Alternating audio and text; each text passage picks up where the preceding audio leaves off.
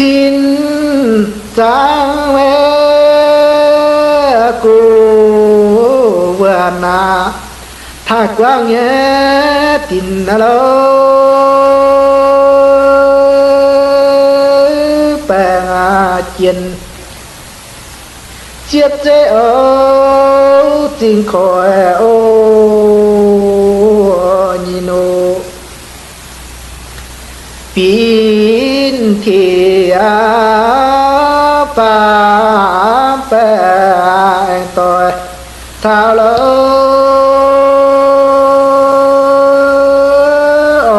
na tôi và tôi với mượn chia mẫu nhìn ô liên chén mấy ổn chàng na tôi hàng nhẹ dài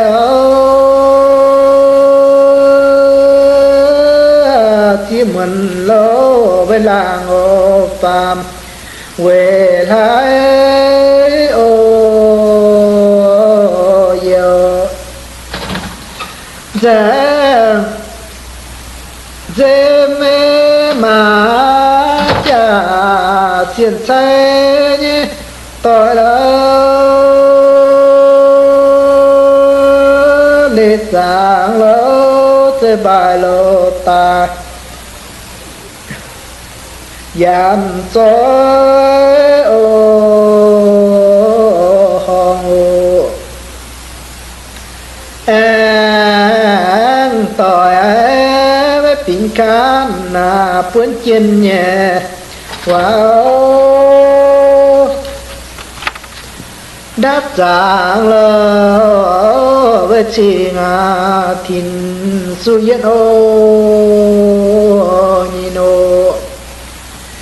pin bữa về đi chơi na te nói thì nghe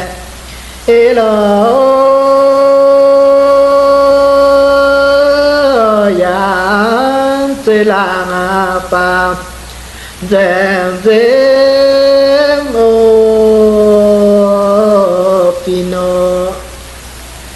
pin chơi về tông cho na chiếu họ dù lâu